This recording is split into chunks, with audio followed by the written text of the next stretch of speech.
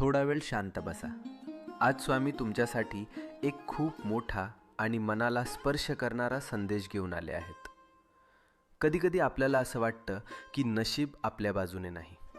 जे करतो ते अर्धवट राहतं, ज्याचं स्वप्न बघतो ते दूर जातं आणि मनात एकच प्रश्न येतो, माझंच का असं होतं?